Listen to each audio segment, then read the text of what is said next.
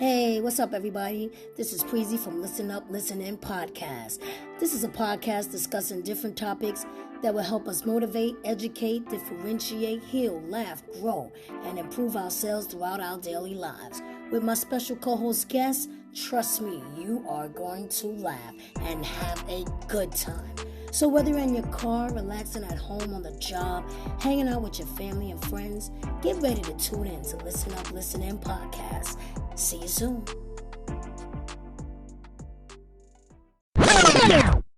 Hey everybody, what's going on? It is Preezy, and you on Listen Up, Listen In podcast. That's right. It's Friday. Yes, it's Friday. Ooh, yeah. I hope y'all having a good day. I hope you're smiling. You're just happy. And whatever's bothering you, brush it off. You know, work it out. Everything gonna be all right. All praise to Jehovah God and Jesus Christ every day. Amen. And give yourself a round of applause. You know why? 5, 4, 3, 2, 1. Because you woke up this morning, baby.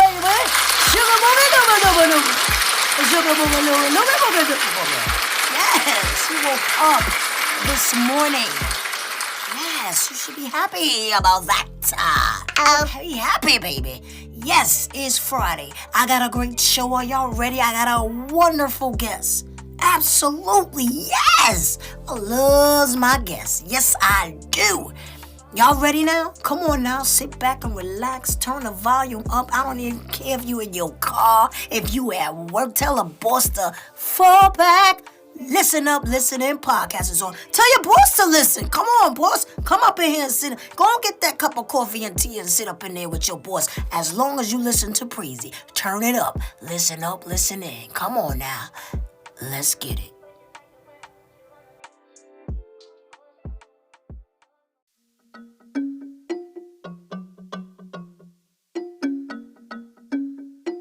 Tanya, you ready? Listen up, listen in.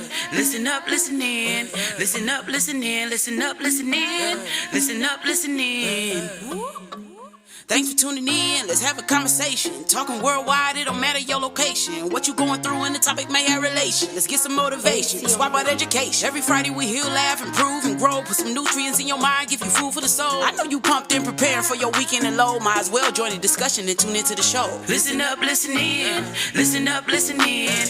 Listen up, listen in. Listen up, listen in. Listen up, listen in. Hey everyone, thanks so much for tuning in to Listen Up, Listen In podcast. I'm your host, Preezy.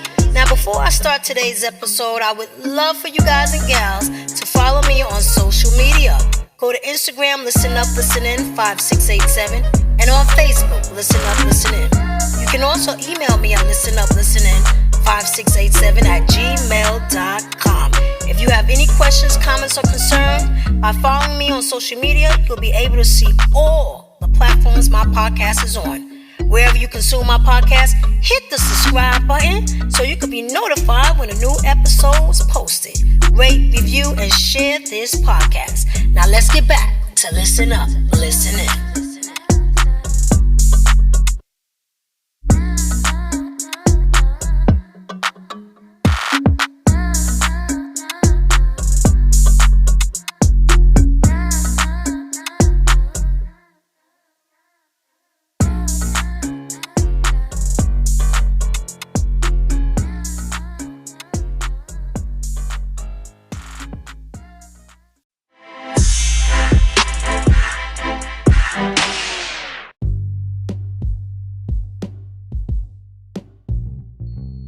Hey everybody, welcome to Listen Up, Listen In podcast. You already know who this is. This is Preezy. And like I told you all before, I have a special guest with me today.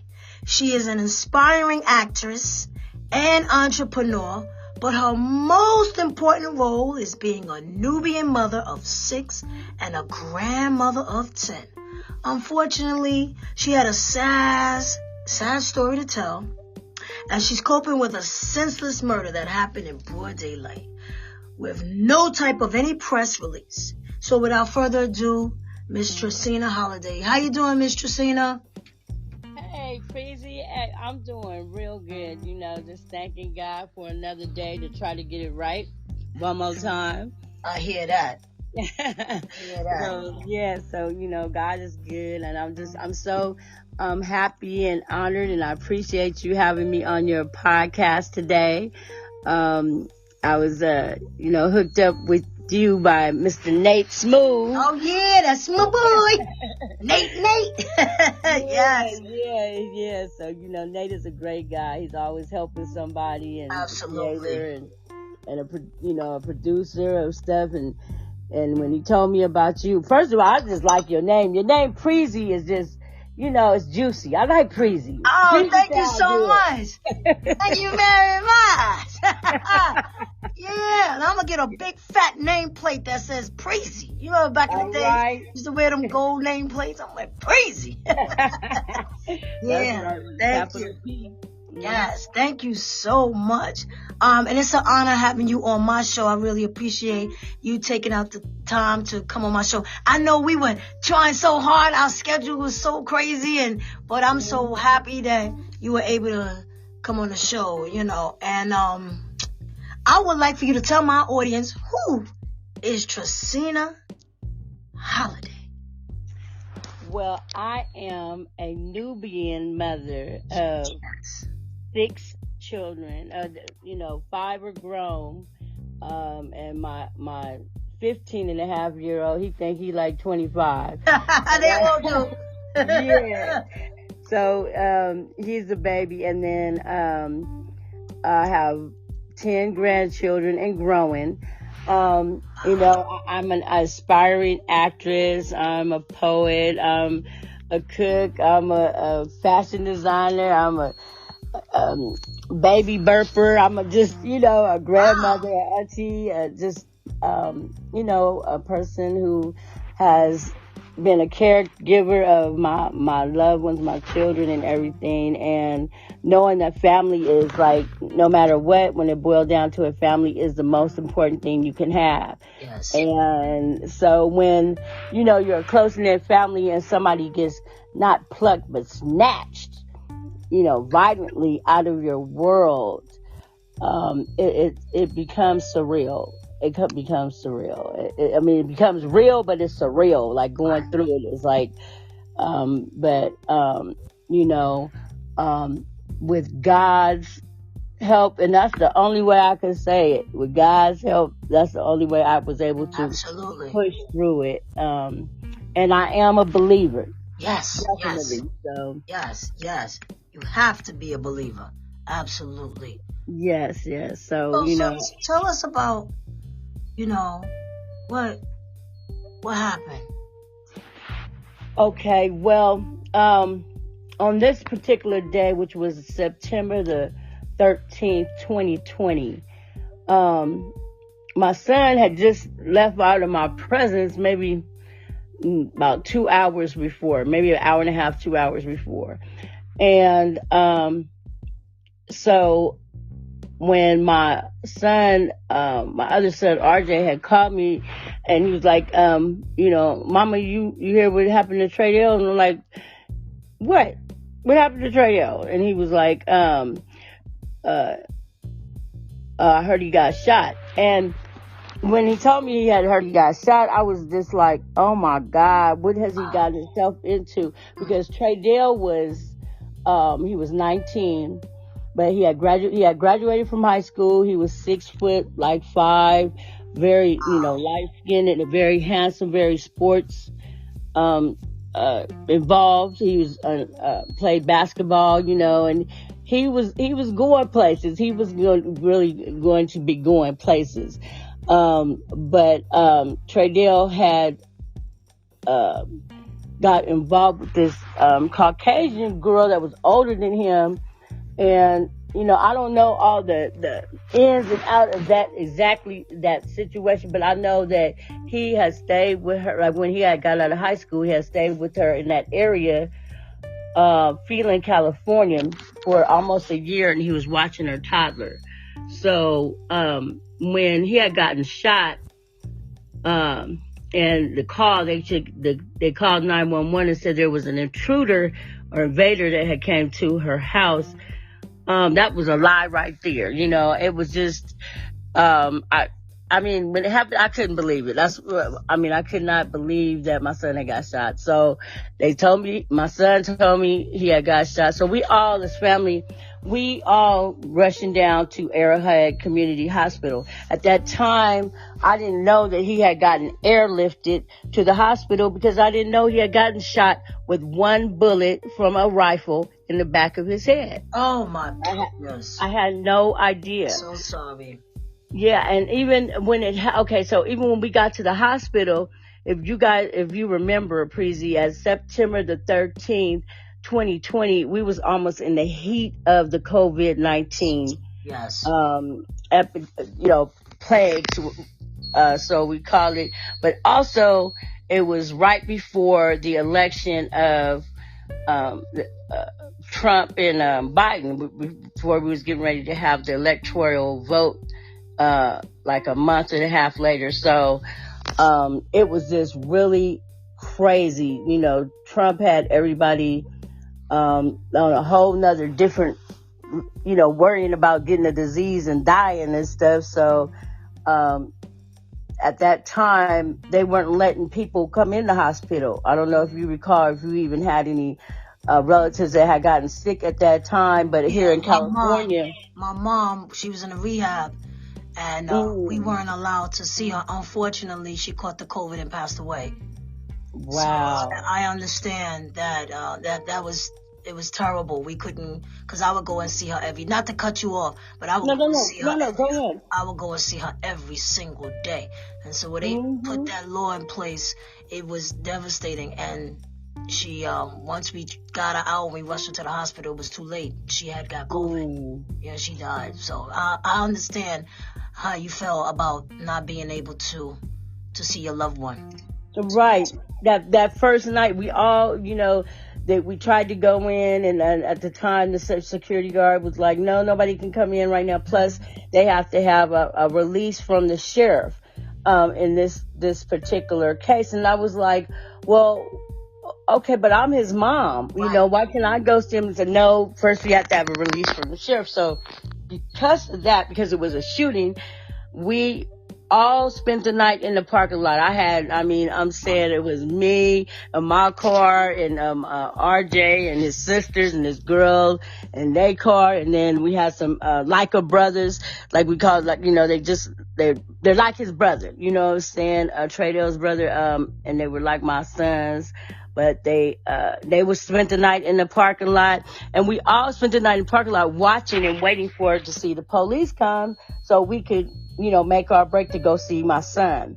Right. So, they didn't let us in all night. So the next morning, when I went up to because they had like a tent and some security guards and nurses and all this with the gun for your mouth. For you to blow in, right? To see if you had the COVID. So, they was like, they wasn't going to let anybody in. And I said, well, it's been all night, and we haven't seen the police or anything. So they called up to the doctor. So they got a authorization to let me in, just the mother. Now, okay, so I have my daughter, does it. She's right up underneath, right 1 year over Tradell. So they were very, very close. And I backed up walking into the hospital doors with her crying and, Mom, no, because she was upset, and we were all upset because we didn't know what had happened to Tradell. They still hadn't told us, but they wasn't letting nobody else in. So when they let me in, I went in, and if you can imagine, going into the hospital from seeing your loved one the day before, standing up, walking healthy and all that, and then walking into the hospital and seeing him on, the gurney with all these tubes coming out of him, and his eyes was closed, almost, all the way closed, blood stain on his face, and I'm looking at him, and that's my son. I'm just like, okay, baby. So I start rubbing his forehead. Tears came to my eyes, but they didn't instantly roll down. You understand? I was rubbing his forehead and rubbing his face and rubbing his arms down the length of his arms and rubbing his legs from his thighs all the way down to his feet and talking to him at the same time and saying, son, look what you done did, got yourself into this. Boy, I love you. I can't wait till you get out of this. And I know you getting ready to get out, because it hadn't hit me that my son was dead. Okay. Even though he was on that gurney and they had this tube in his shin that was maybe about the circumference of a small, a small tangerine. Those little small, so it's about the circumference of that, but it was in his shin, because he was a big young man. He was like I told you, he was tall, and he was fit because he was a basketball player. Right. And so I still hadn't seen, even though that was in his shin and stuff. Like I said, I still had not came to a grip that my son was not going to come back ever again. For me to see him, smile at me. I said, Mama, I want some more. Can I get some more of that cream of wheat? Or, because Tradell used to love to eat my cream of wheat. So, yeah. So I was like, talking to him. And now when you go into a hospital anyway, and you go see your loved one and stuff, they don't usually allow other people from a different hospital to come and try to talk to you about going to another hospital. Now at that time, like I said, my mind was fuzzy, and I'm just focused on seeing my son open up his eyes again, you know what I'm saying, seeing his smile again with his beautiful teeth, even just arguing with him. I just needed to see my son respond to me, and I'm thinking that's going to happen. So there's this slinky tusk, and I say slinky because I remember in my mind now, in my better mind, I look back and remember back, and it was like he was a snake, kind of just, easing his way close to me. And as I'm talking to my son, and then I seen him out of my peripheral, and I turned and I said, oh, hi, are you his nurse? And he was like, oh no, I'm just another hospital personnel here. And he was like, is that your son? And I was like, yes, this is my son. And he's like, oh, is he your only son? And I was like, no, I have 6 children actually, but he's the second to the baby. And he was like, oh, well, that's a shame that, you can't have your other family members come in and visit with him. And if he was at our hospital, he would be able to have any amount of visitors. There would be no time limit on it. And we treat our clients with dignity as we help them rehabilitate, into life. And you won't have all these restrictions. And I was like, so when he said that there was going to be no number on the, no limit on the number of visitors, no limit on the time that we would be able to visit him, as he was going to be healing. Now understand, I was in there by myself, okay, in the hospital by myself. I had God with me, but, God took care of me. But I'm saying there was no other human person for me to, grab onto or hold or hug or support, support you in your decision making. And all I'm hearing is this man telling me that all my family would be able to come and see Tradell, which is going to help Tradell. I'm thinking he's going, we'll all be there to support him and help him get back on his feet. Right. And, the man, and I was like, well, where's the paperwork? He's like, well, it would be some paperwork that you would have to sign. I'm like, well, how would I go about doing this? He's like, well, you would have to tell this hospital you want to get him transferred, and we have to go through some paperwork, and then we'll get him transferred over there. And I was like, well, I don't need to read no paperwork. If you're telling me that all my other kids can come in and see my son and visit with him as he's healing, I don't need to see any other paperwork, read nothing. I'm going to sign it. And he was like, well, we like for, usually we like for our clients to take the paperwork home and read it and this and that. I said, look, I don't have time to be taking the paperwork home to read nothing. You telling me that my son is going to go to your hospital. I said, what's the hospital called? And he said, it's called Legacy. I said, okay. And where's it at? He said, it's right down the street. I said, okay, I don't know why they didn't take him there in the first place, but this is where I want him to go. So all of us as a family will be able to see him, and visit with him. And he was like, oh, okay, well, are you sure you don't want? I said, no, just give me the paperwork. I signed the paperwork. But he said some other things, but I wasn't tuned into that. I was tuned into, he said that all of us as a family was going to be able to come and see my son, right? So, and that's what I was expecting that was going to happen. But as he was saying that, he was saying also, he said some other stuff too, like, oh, he says, well, the only thing is, it's just one thing that you would have to do for him to go to our hospital. With this the reason I softened my voice, because that's the way he would. That's the way he was talking. Okay. And I was like, well, what's that? He says, well, it's just one thing our hospital would, require from you. It's like, you would have to sign the paperwork to give up one organ. Now I jerked my neck, and I said, why would I be signing a paper to give up one organ when you told me I'm transferring my son to your hospital to get treated with dignity as he, recovers? What are you talking about, an organ? Wait, he was asking for his organ, and he's in critical condition, and they asking for his organ? Yes. No, are you kidding me? I promised you to transfer him down to Legacy. I was like, well, I don't. What corruptedness is this? Yeah, I'm like, but I thought.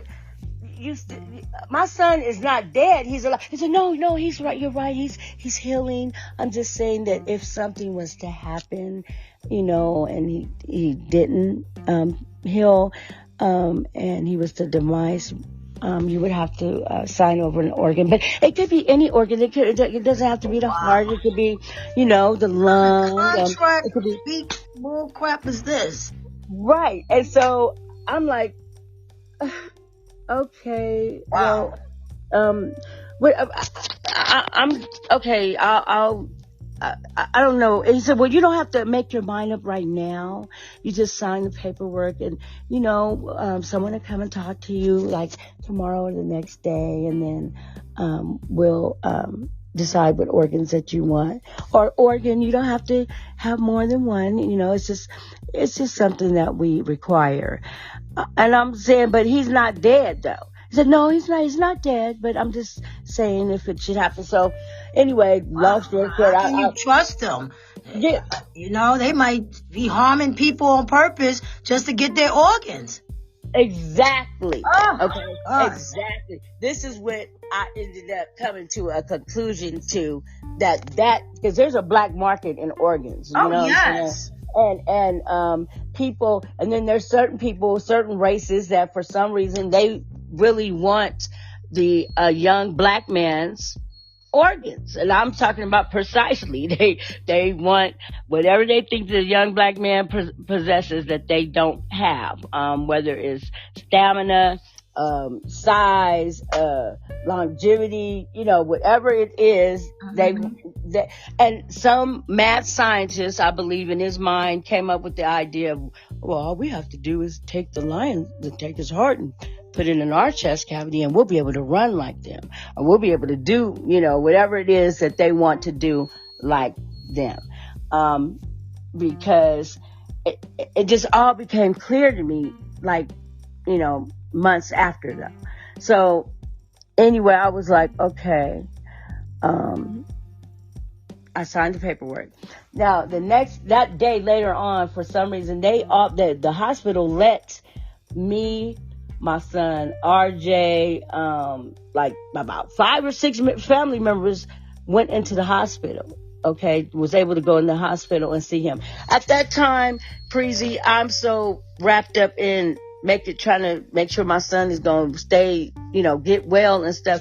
I wasn't looking at the little shicey stuff that was happening. Like, why would they even let somebody else come and talk to you about moving your son to another hospital, first of all, Right. when he's in his hospital? I wasn't looking at, none of the stuff that they was doing so slickly and slyly to get me to go ahead and sign these papers. But then also they had said, once you sign a paper like that to, give one of your people's organs away if they should die. And it's not if they should die. Basically, now I know when they have you sign those papers like that individual is already actually probably, deemed to be dead, except for they have them on the plug so that the organs that they want don't lose oxygen and die. Because if they lose oxygen and the organs die, they can't use those organs. So they try to keep your loved one on a plug to keep that oxygen flowing into that body and that organ until they transfer it. So they have my son plugged up, and I'm still seeing him breathing. So I'm still just thinking that my son is going to wake up, because he was so healthy. He was so strong. He was so young. This, couldn't be. And I ended up finding out, like, the doctor's there. He came and he was telling me what happened to Traydale. The doctor was like, and he was racist too. They was racist. It was just a whole, and I'm not just saying that, but I'm just saying this is really, after you look at the whole situation and how stuff went down, it wouldn't have went down like that if my child was, say, a white color skin with blue eyes, or, you know what I'm saying? And so I was like, oh my God. I said, okay. Once I went outside, I started talking to my kids, and they was like, Mama, no, you don't want to do this, blah, blah. So I said, okay, I'm going to call and I'm going to change my mind. So I called the hospital, Legacy, and I asked to speak to the guy who signed me up. They couldn't find him. And the person I did talk to, I told him, well, I changed. I don't want this. I don't want to give my sign for my son to move to that hospital or to give an organ away. Cause now, when you talk to other people, your eyes is like, they bring stuff to you. No, Mama, that's not right. So I'm like, okay.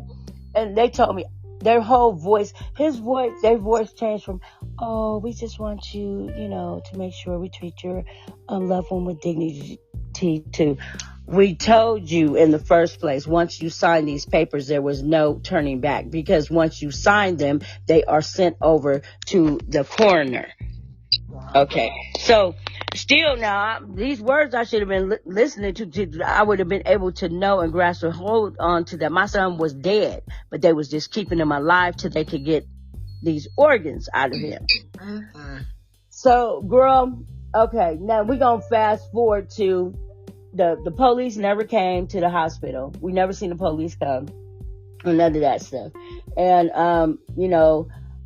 once they had pronounced my son, like 4 days later, that he was dead, once and then the hospital that told me they was going to move him to the other hospital, Legacy, they said, after the doctors, made their decision, they made their decision that he wasn't they weren't going to transfer him to the other hospital. It wouldn't be in his best interest. Of course it wouldn't, because he was already dead. You understand what I'm saying? He was already dead, but they kept him alive for the organs. Now, we're going to go on to this. My son, once September the 18th, they was like, okay, he's dead. Now, I can't wrap my head around this. I'm like, I have a hole in my soul. But at the same time, I got 5 other children that are still living, and my grandchildren. Right. And so for me to crumble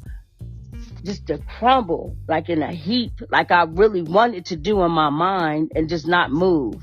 If I could just go back in time where I could freeze that time when Traydale was there and not move, that would have been okay for me in that state of mind. That's the way I felt. But I couldn't do that, because my love for my other children had me to where I couldn't just break down in front of them like that because they were already broken. They were broken already because we wasn't we was close knit family, you know.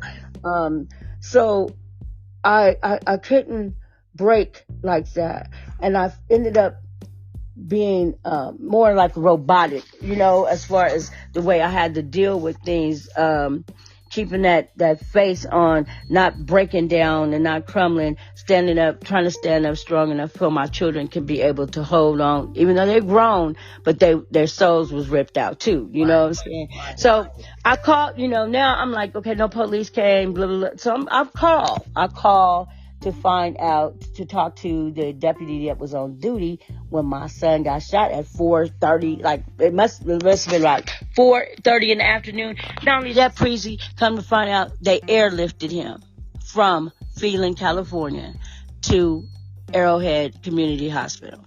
So, now these things I'm telling you, these things right here, you know, one bullet in the back of your head from a rifle. The airlifting, all of this should have been on it should have been on some type of news. Right. It should have been, Phelan has one newspaper, okay, because, thank God there's another person I need to mention is Ronnie Howard, a black journalist, who heard my story as I was telling it to, the lady at this motel we were staying at, and I had left a poster in the room that we was living that I had put together with Tradel's face and him in his basketball, suit, and you know, little notations of who killed Tradell, you know. I had that poster out so I could tell people about my son because the police acted like Tracina Holliday never even existed. They acted like there was no Tracina Holliday. So I had to make sure that people knew that my son did exist. He was alive. He was a person, and somebody took his life. And I don't know why.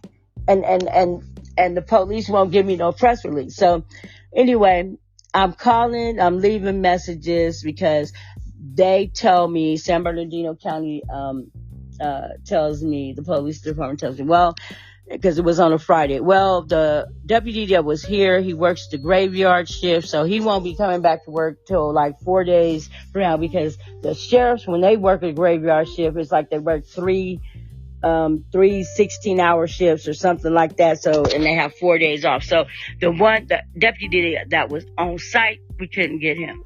The head, I'm like, well, I need to talk to somebody. I need to know what happened with my son.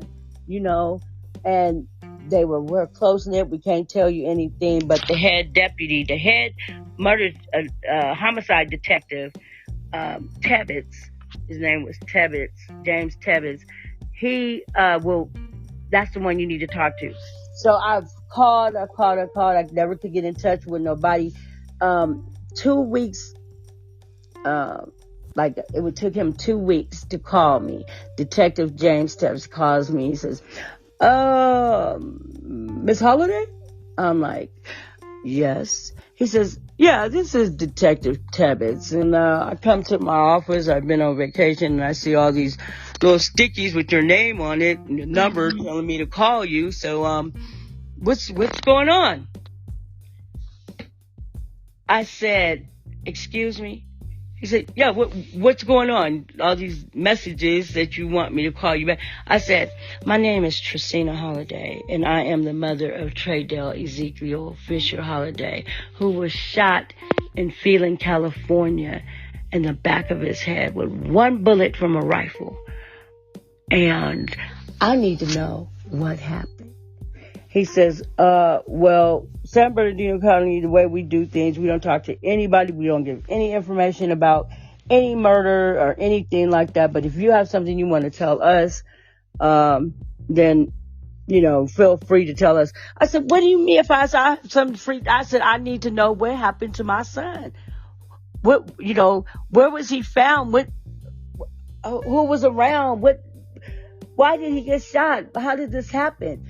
And he was like, well, I can't tell you anything about what happened, but we'll keep investigating and we'll give you a call. I said, no. I said, I need to know something more than what you telling me, because see, I know my son was out there, and when he got shot at on that property, he lived there on that property for over a year watching that girl's son. So how is it that he said, well, he was considered someone called in and said he was an intruder or invader or whatever that word is, invading the property. I said, well, how could that be when his address is right there? Now, let me inform you, from what I understand, when the police deputy went out there to where my son got shot, it was only my son, the girl, Amber Williams, and another black young man. Wow. And come to find out that she liked black young men. That she liked black young men. That was her thing. She was older than Traydale, and she was doing like a lot of, I don't know which, she was doing a lot of shit that was legal, you know what I'm saying? But she was like, it was like that town feeling is very guarded. It's like a Mayberry, okay? And I found this out from the black journalist that I was telling you that overheard my story, and he was like, ma'am, I'm so sorry, and if you would let me do an interview for you, I would do that. I can't believe this happened. And when he did go find out information about that particular town feeling, it had less than 18,000 citizens there. It was 76% Caucasian. They had 0.5% African American. So whatever African American was there probably was mixed with something else. You know what I'm saying? And they probably had the attitude of these cliquish people, trying to keep whatever they have going on in that little town under wraps. And the reason I say that, because right before I start talk to Detective Tebbets, a Detective Cruz called me, and he says, yeah, Miss Holliday. And I said, yes. He said, this is Detective Cruz calling you, and I'm calling you because my supervisor says that no one called you and told you about the murder of your son, Trayvon Holliday. I said, my son's name, first of all, my son's name is not Trayvon Holliday. It's Traydale Ezekiel Fisher Holliday. He says, no, your name, I have it written down right here.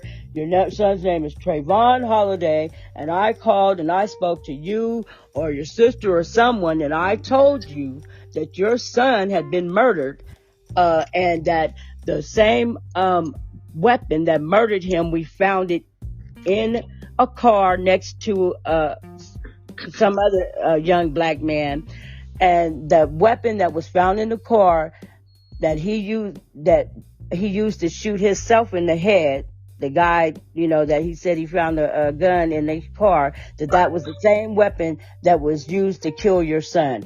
I said, no, you didn't.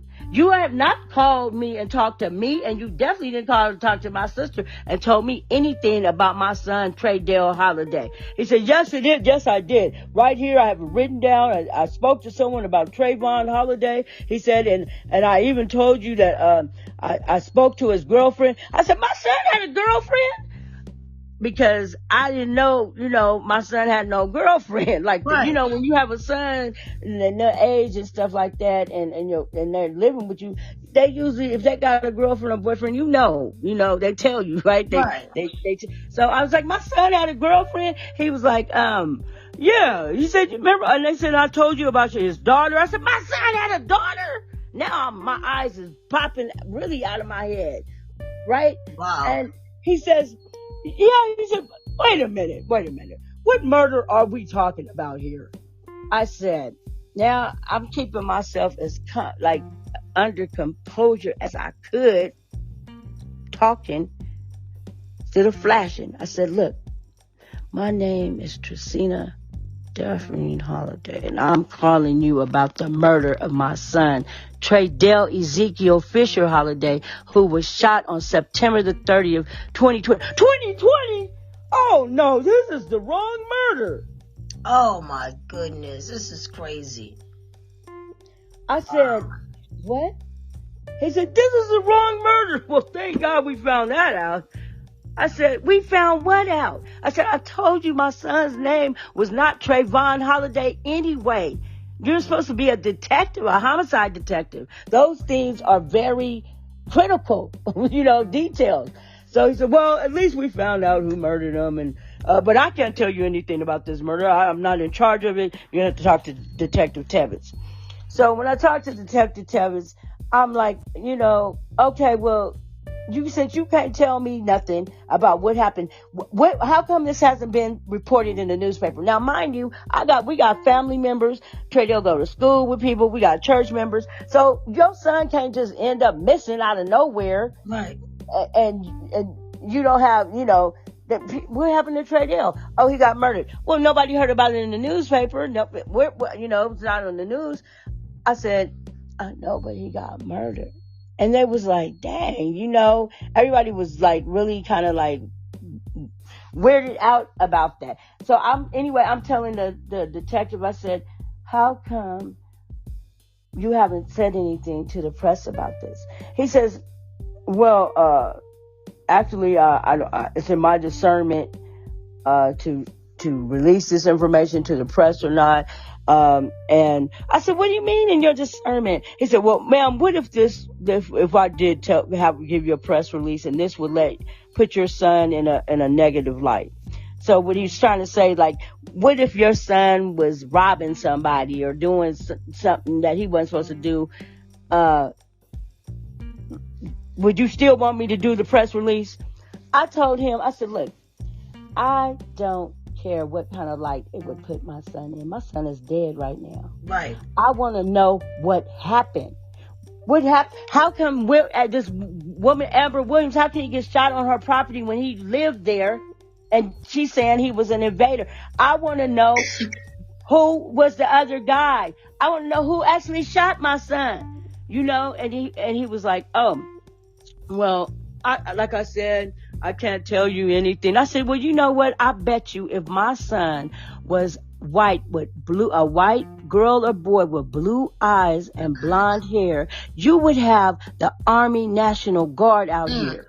He said, oh, no, not necessarily. I said, oh, yes, necessarily. I said, and you know what?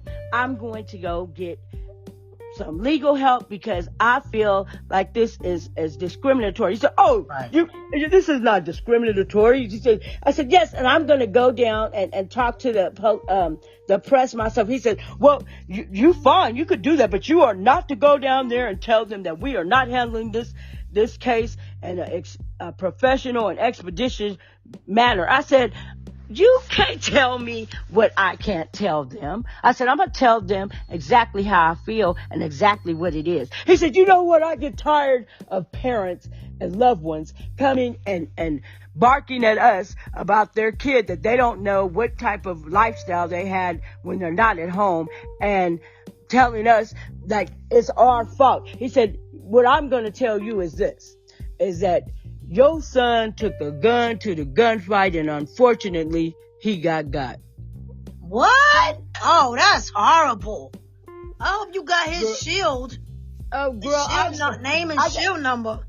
I got all the names. I know all the names. Wow, and all the that's heartless. All that. So it's like, and at that time, okay, what did I do? I tried to call NAACP. No, I did. I called NAACP. I called Black Lives Matter. At that time, like I said, it was the election going on. So you could not call them and speak to anybody. Right. There was no way I could call and I talked to recordings, but I didn't talk to any, one person, one lawyer, Solomon, what's his name? Solomon, his name is Solomon something. The one who does all the big profiles. Yeah, I know you're talking about. I can't think of his name. Oh, it's something Solomon. But anyway, I wrote him and he wrote me, he emailed me back and he was telling me at that time he couldn't take my case, but he was not saying that my case was not a valid case, but it was something that needed to be handled with, in a timely manner because these things have a time limit and this, that, and the other. So I kept trying to call and reach people. And in between all of that stuff, it was just, it became, like, I have to still walk with my head up. I still have to walk where my children can see that we got to push through this, and we got to give this to God.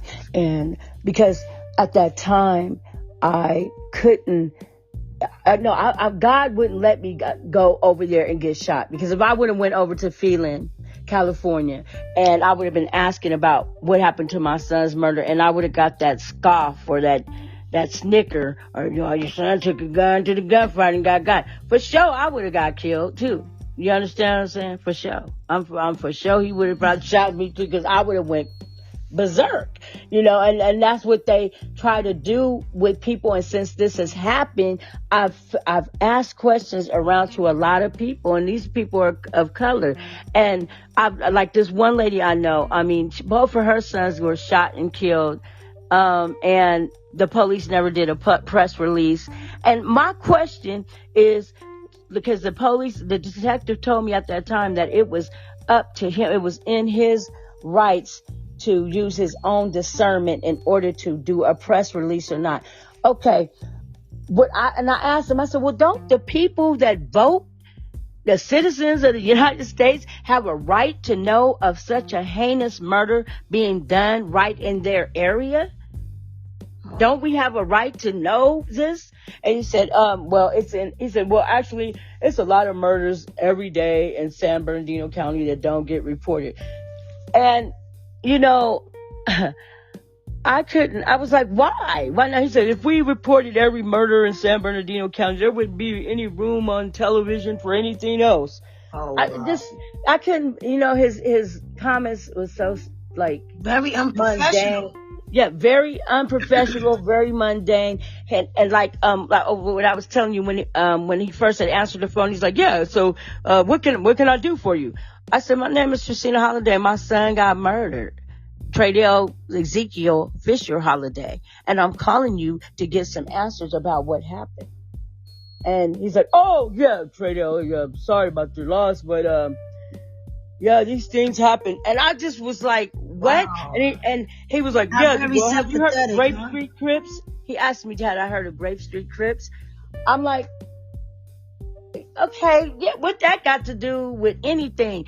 But what I'm trying to tell you is that a lot of these people, we need the police, okay, but we need good police, police who their intention is to help people, not ones that gets mixed up in a whole bunch of evil and camaraderie and slick shit and that are actually prejudiced and actually don't see nothing wrong with somebody getting shot in the back of the head with a rifle with one bullet and not reporting it to the people that's around the surrounding area.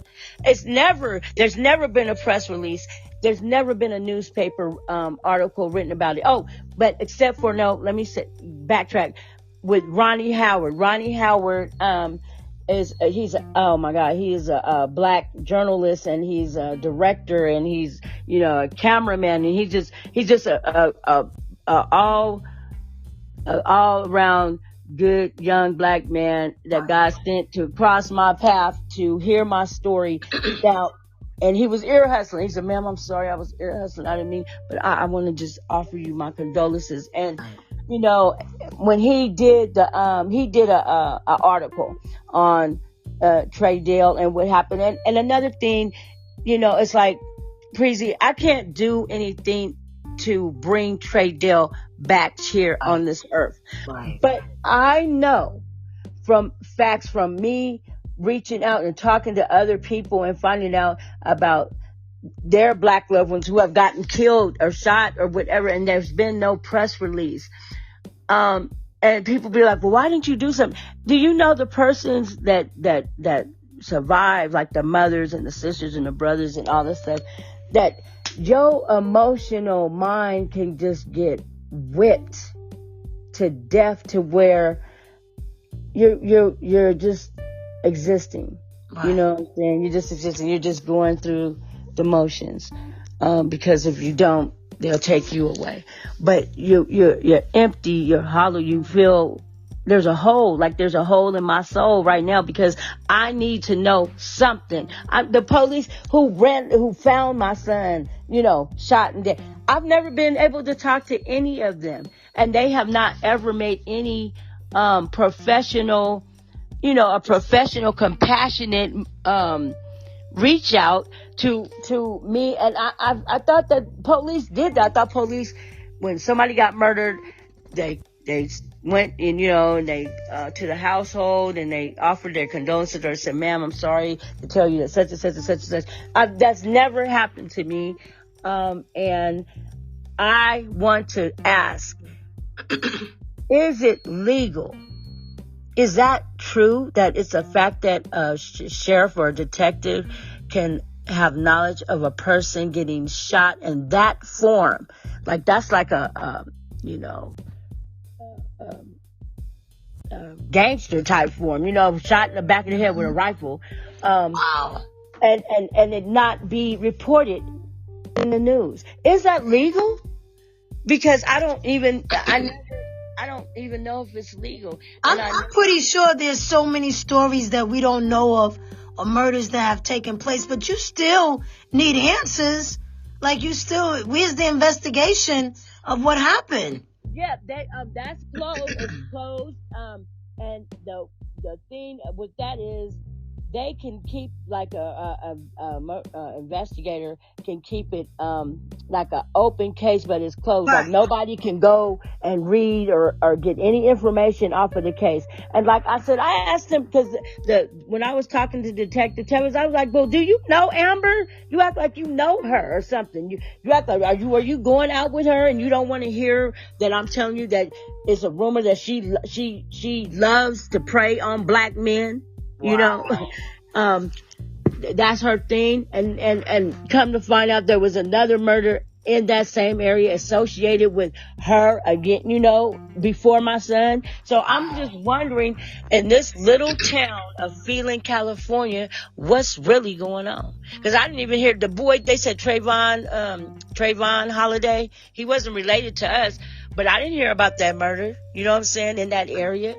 So I'm wondering, how many murders do they let happen in that little bitty town that they don't tell? Wow. It's only one newspaper. Don't you think the newspaper would have had at least a good, they would have had a story to put in the newspaper of that little town. Okay. They did not even, that wasn't even put in the newspaper.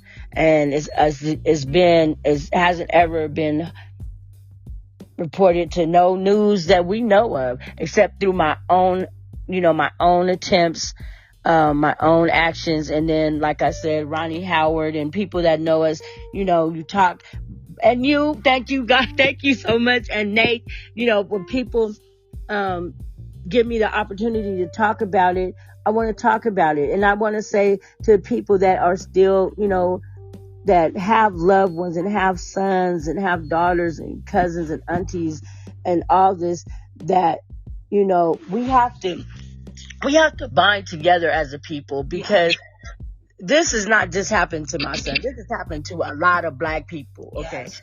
It don't happen to white people like this. And I know it doesn't. I've never heard that if it does, it is, I haven't heard of it happening like this. Okay. Because that is a heinous murder.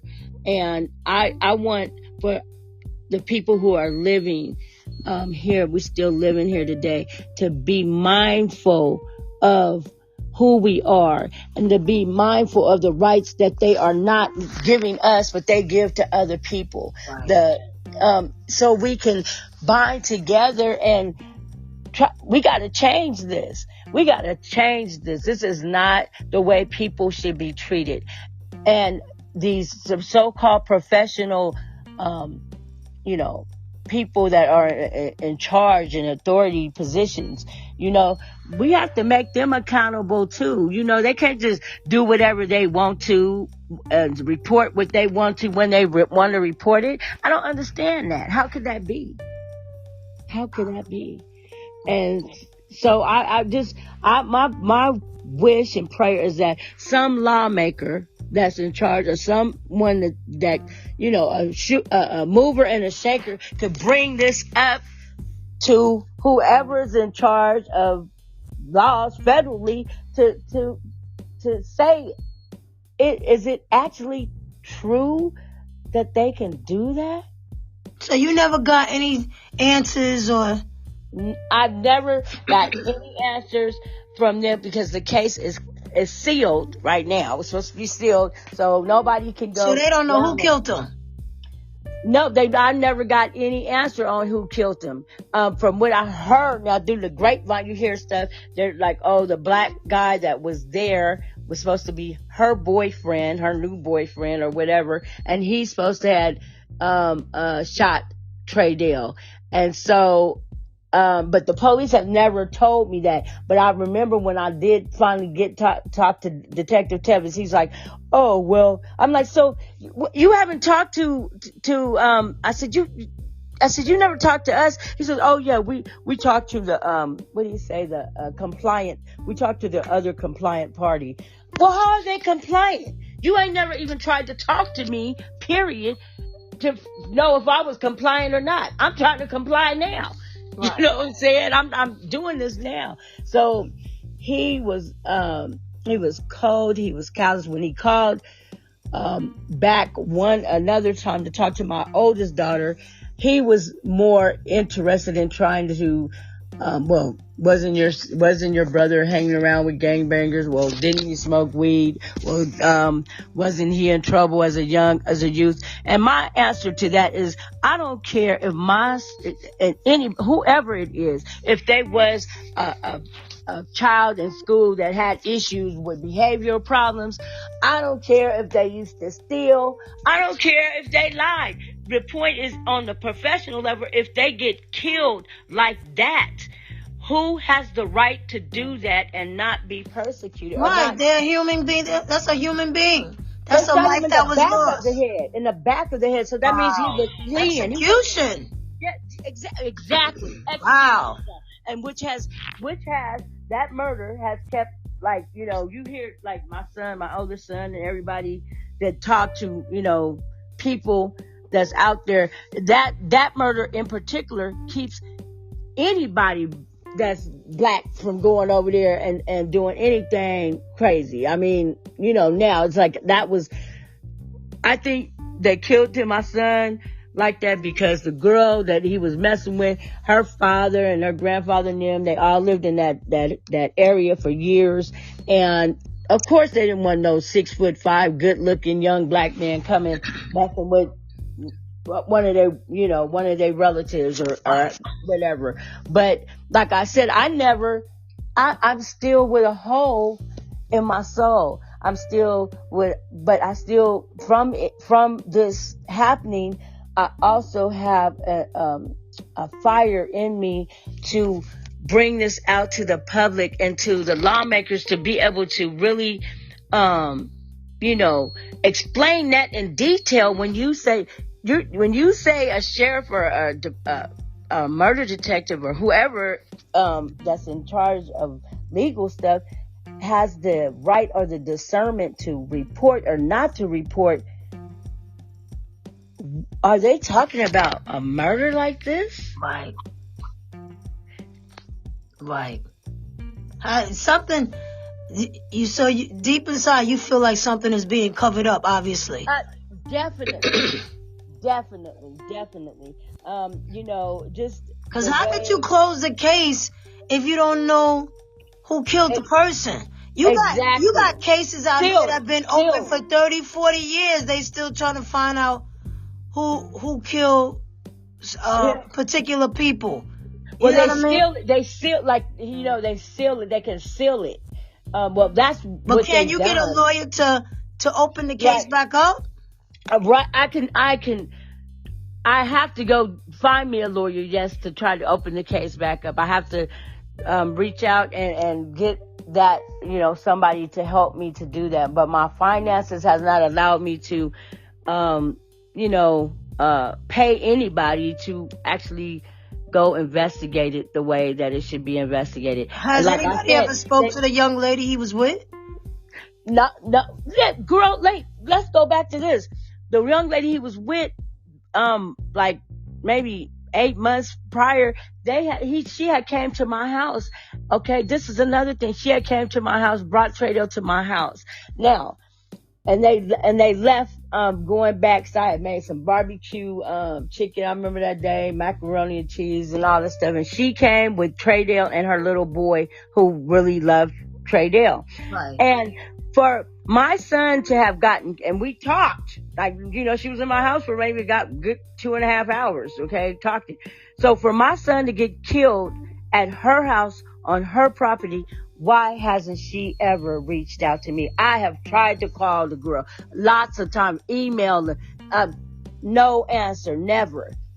And I that's another thing that's odd to the whole thing. Like, if you meet somebody's mother and they got killed on your property, not at the hands of you, wouldn't you want to call the mother and just offer your Send your condolences or something? Yeah, because my son had been watching her son my son had been watching her toddler for over a year. But see, she's off into doing fraudulent taxes. She's off into doing fraudulent stuff. So the whole town could be, depending on her when it comes to tax time or whatever, whatever it is, it's something that's going on there that they are hiding. They are concealing. And I called on the internal, what's that called? The internal yeah, no, not the internal revenue. I know what you're talking about.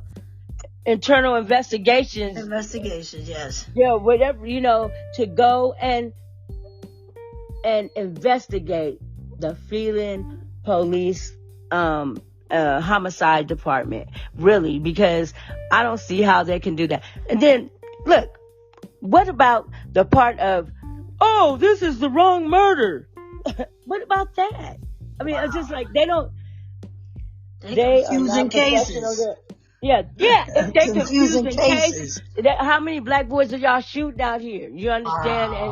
And covering it up and not telling nobody. And because a lot of times this happens in areas where maybe the education is low or the economics is low. You know what I'm saying? A lot of times people can't lift themselves up to even go ask again and get shut down. I mean, a lot of people, I'm sure, are just have receded into themselves. You know what I'm saying? Unless you got a God like the God I serve, who will help bring you out of that. Because it wasn't me, it was him. You understand what I'm saying? Right, help bring me out of where I didn't want to go retaliate even to the whole city. Like, I was upset. You know what I'm saying? Like, what? I mean, but the way to retaliate right now is to ask people who are in this type of position and in a higher position to go and actually ask about this murder that happened. Investigate. And it was never reported in any newspaper in the entire world. It was never put on any news to tell anybody, oh, the 19-year-old shot in the back of the head with a rifle, was airlifted to Arrowhead Hospital. All that stuff right there, the taxpayers should be able to know. Like, you're using the taxpayers' money to fly a individual over from Phelan over to that hospital. You know why? Because that hospital, they specialize probably in getting young black men, and I'm saying it the way it is, okay, with good strong hearts, good strong lungs, good strong kidneys, but they're dead. They are getting ready to die, and oh, that's some kidneys. So we can use them kidneys, or we can sell them kidneys, or we can that heart, and that's what it all boils down to, for real. That movie, Get Out, like, you know what I'm saying? I'm like, oh my God, it's crazy, right? That movie was crazy. But it's surreal, but it's real. Yes. You know what I'm saying? But for these people who think that they are above everybody else because their skin color ain't dark as ours. See, the thing is, I don't understand that part, because I don't have to worry about getting skin cancer. And I'm not prejudiced like that, but I am damn sure realistic about what's really going on when it comes to boundaries and dealing with our race, African Americans, and comparison with the Caucasian race or anything like, it's just not right. It's not right. It's wrong. It's BS. And it's like in this situation, it was like, oh, it's not what you know, but it was who she knew. I don't know if that was her uncle. You know what I'm saying? I don't know who, because they keep that little town close knit. Wow. And it's in the desert. It's in the high desert among all these little Joshua trees that, and that's another thing. The tree is wrong because the tree is supposed to offer shade. And the Joshua tree is like a stump. It's just like it's the most ugliest tree that I've ever seen. Right. And it's weird. So, but, what all I'm saying is that when these things happen to us, we have to be able to lean on something and somebody. And I had to lean on the word of God. That's what I had to do. Amen. I had to lean on the word of God, knowing that one day, in a different dimension, a different area of the world, I will see Tradell again. Oh, yeah. But like for the people who are still here and we got loved ones and children and stuff, I'm telling you, the law needs to be what's that word? Retracted, just a whole new overhaul. Yes, be evaluated. Yeah, because the laws was never written for people of color, whether you're black, Chinese, Indian. It wasn't written. They didn't make the laws here in the United States to enhance or help people that were not Caucasian. Right. So the whole law would need to be revised. You understand what I'm saying? Yes. So well, there's two justice systems. You know that. Yes. It's black and white. Believe it or not, I don't give a nobody say it's two justice systems. Exactly. And it's sad. It's really sad. It's like that. It's sad, but. Yeah, but I'm still, this, it's not over with. Like I said, it's not over with. And, I hear stories and documentaries where they're like, oh, 30 years ago, little Sarah was going to school. What happened to little Sarah? I'm like, I ask God to not let it be 30 years for me. I ask God to let me find out and come to some closure why I'm here on this earth so I can know who shot my son. Right. That I should be able to know. What's the name of the person? But it's all sealed, so I can't find out. And then to venture off into that town without the right people would just be me signing a death warrant. I feel that too. So I know that I just have to keep giving it to God, put one foot into the other, and just like He let me be able to cross paths with you and speak with you about this and the injustice of the system, and for people to hear what I'm saying, that a young 19-year-old black man, African American, was shot in the back of the head with one bullet from a rifle and airlifted to Arrowhead Community Hospital in San Bernardino County on September the 13th, 2020. Why is that not news for the people to hear? And who found him? I don't know who found. I don't know exactly what happened, but I know that the girl Amber Williams and this African American dude that was there, and the sheriff, his name was Officer Patrick or something. The one who actually found was the officer on duty, the deputy on duty. I never talked to him. I never was able to talk to him. And I spoke to Watch Commander. I was speaking to everybody, trying to get to talk to someone that would tell me something about the murder of my son. And in San Bernardino County, they have a a well-known rule of thumb that they do not talk to anybody about anything that goes on in a murder. And but still, I'm like, yeah, but if you don't talk to nobody, but you still give press releases, why can't we have a press release? And I don't understand that. Why didn't I get a press release about the murder of Traydell Ezekiel Fisher Holliday on September the 13th, 2020? Wow. In the midst of in the heat of the COVID. Wow. I just don't understand what makes me to where I don't have that right for my son's demise to be reported. I don't understand. I just hope one day you get justice for your son. And thank you for just, let me thank you so much, Priji, for letting me talk. And absolutely. This is something that needed to be, spoke about. So you don't have to thank me. I'm glad that you was able to bring your story. I just hope that you and your family get justice, for Trayvon. I really hope so. Traydell. Traydell? Mm-hmm. The officer, the other deputy, called him Trayvon Holliday. Oh, okay, right. He did. But that's a whole nother name. That's a whole other name. Yeah, Trayvell. It's a nice name too, Trayvell. Traydell. I really hope that, thank you. Tracina, you really get justice, because this has got to be very, very hard for you. I can't even imagine how you feeling. I don't think anybody can, unless they have gone through a tragedy with their child. You know what I mean? This is a whole different type of grieving, for family members. It's one thing to be sick and stuff like that and you pass away, but to be murdered is just a whole different type of level of grieving. So this is really tough. And and I ended up having a stroke. Oh my gosh. After like 8 months after it happened, I had a stroke. I had a brain aneurysm. But you know what?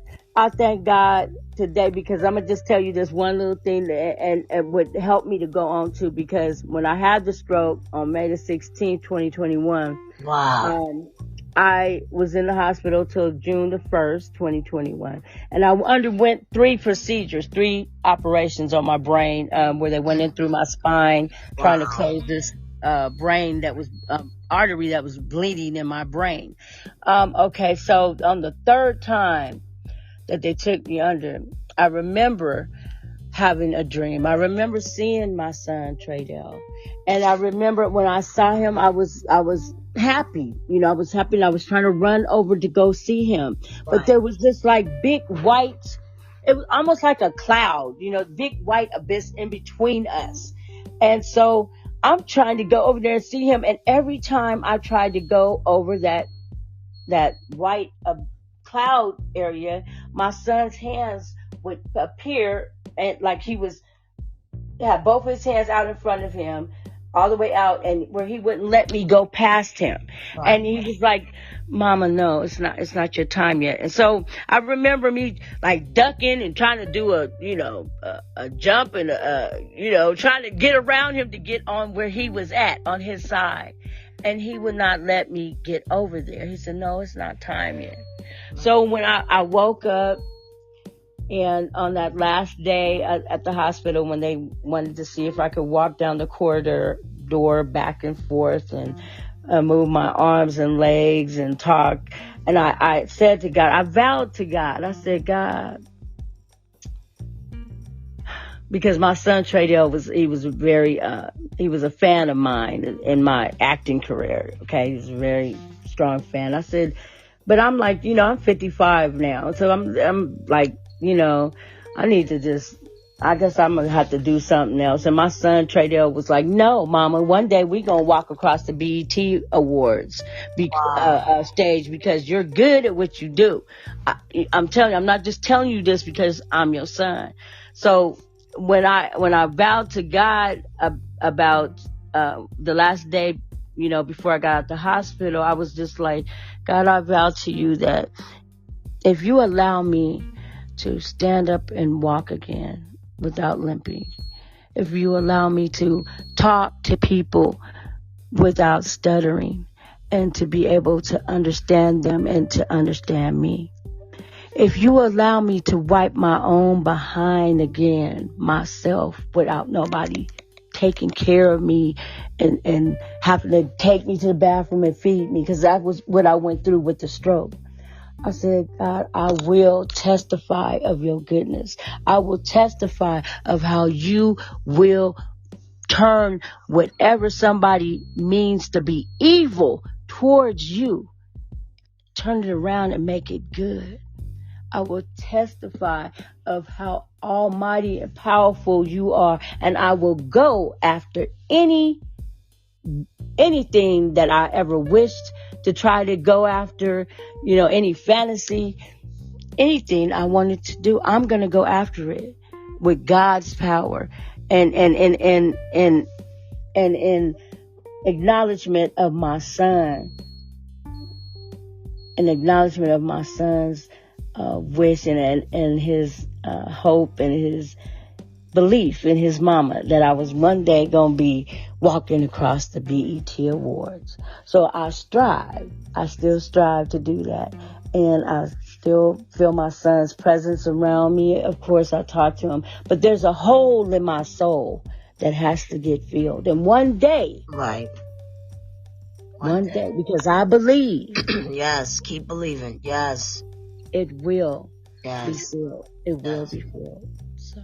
Yes. Keep your faith, sister. Keep your I faith. will. Well. And I thank you again so much. This is right here is medicine to my soul, to tell my story to people, So I appreciate you, and I thank you. No problem. And is it all right if I give you other podcasters information that definitely would love to put your story on their podcast as well? Yo, yes, definitely, Okay. definitely. Like I said, the story needs to be out here for the people that still exist. Yes. And so we can get some respect, some acknowledgement. Yes, definitely. We people too. Oh, absolutely. Absolutely. Yes. And not just when you need me to, do something for you. Not just when you need me to clean up for you, do something for you, whatever it is that you want to hire me for. But yeah, but I'm not instigating no racial, No, absolutely. I'm just telling you really Yes. how shit is going down. It's just Right. So anyway, Preezy. Yes, thank you. Thank And you justice so for much. Trayvell, please. You just Let me tell you his name. Trey Dell is T-R-A. Oh, Trey Dell. I don't messed up. How many times I messed up? Oh, me. God. I made Trey that. Dell. Spell his name. Spell his first name. It's T as in Tom, R as in rain, A as in apple, Y as in Yankee, D as in dog, E as in Edward, and LL as in Larry. Trey Dell. Trey Dell. That's a very nice name. Thank you. Trey Dell. I made the name up I made the name up with my first name and my ex-husband's middle name, because his name was Rydell in the middle, so I made Trey Dell, even though we were, we wasn't together or nothing, but I just thought that was a cute name, so. It is cute. Trey Dell. That's a nice name. Once again, I'm so sorry for your loss, and I hope justice gets served for Trey Dell. I really do. You keep up that fight and try to get as many people involved and trying to open up this case and solve this case, because it's something that's got to give. Something ain't right, and it ain't right, and whatever it is, you need answers, and you deserve the answers. You know what I mean? You deserve it, so that you can have the proper closure. Exactly, me and my children. You and your family sisters, can have the proper closure for your family member that was murdered. Right. But my prayers to all of you, and may God continue to bless you and keep you strong. And you got to make sure you take care of yourself now. Yes, I am. God has, he just really has delivered me with my health. I'm walking, I'm talking, and I'm not stuttering. I was stuttering a little bit after the stroke, but now, I'm back. Thank you, Jesus. I would have never thought nothing of that you had a stroke. You talk well. I probably was thank doing you. more stuttering than you were. You were talking excellent. I would have never thought that you had a stroke / aneurysm, right? Yes. And thank God that you made it to the hospital, because you know people Mm-hmm. sometimes they don't make it to the hospital on time with that. That's right. That's It's right. not good. So God Yeah, bless right. you, sis. I'm so proud of what you're doing, and Thank I hope you. you Thank get justice for your child. Really do. And I thank you for being on my show. I appreciate it. Yes. I definitely got to have you back again. And hopefully it'll be some good news, right? Yes, definitely. Because we got to come up Good with part news. 2, part 3, whatever it is. Because they can't get away with just, people can't just get away with that. I don't know if it's even constitutional, but we gonna find out. You're going to find out. I'm trying to tell you. And God bless you. And I just want to thank Miss Tracina Holliday for being on my show. And I'm definitely going to pass your name out to the other podcasters that would love to have you on their show. Thank you so much. And I'm always going to tell my audience, like I say all the time, we got to live, laugh, and love. That's right. We got to love ourselves first, because you can't love anyone or anything unless you love yourself first. We got to keep God in our life. Without him, we are nothing. Nothing at all. We got to stay healthy. We got to stay focused. And we got to love our family members and squeeze them just a little bit tighter every day. And we can't forget the pets, because they are family too. That's right. And bring Scooby-Doo and Felix the cat too. We got to hug them too. I want to thank my beautiful guest. She sent me about 100 pictures. I don't know which picture to choose from. I have about 4 pictures on my show for you. But all your pictures are beautiful. And I want to thank you once again for being on my show. And I want to thank my mother and father. God bless them. Amen. Yes. God bless my parents. Without them, I would not be the person I am today. That's right. And I'm fighting to be as better as I might have messed up yesterday, but I'm going to try to do better tomorrow. That's how I feel. That's right. And you know that with faith in God, he will make us more than a conqueror. Absolutely. Absolutely. And wait, I know your name. You told me your name was Tanya. But I didn't say Tanya, but that's Preezy, because I like that name, Preezy. Preezy is breezy. Okay, Preezy is breezy, but she sure ain't easy. That's right. I love that. Yay! Oh, thank you.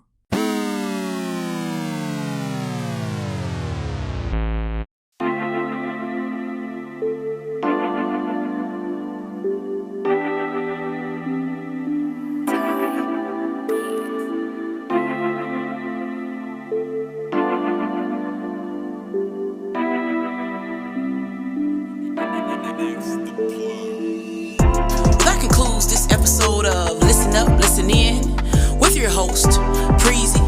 Hey, yo, Preezy, tell them how to keep in touch, baby. Go to Instagram, Listen Up, Listen In 5687, and on Facebook, Listen Up, Listen In. You can also email me at listenuplisten5687@gmail.com. If you have any questions, comments, or concerns, by following me on social media, you'll be able to see all the platforms my podcast is on. Wherever you consume my podcast, hit the subscribe button so you can be notified when a new episode is posted. Rate, review, and share this podcast. Listen up, listen in. Listen up, listen in. Yeah.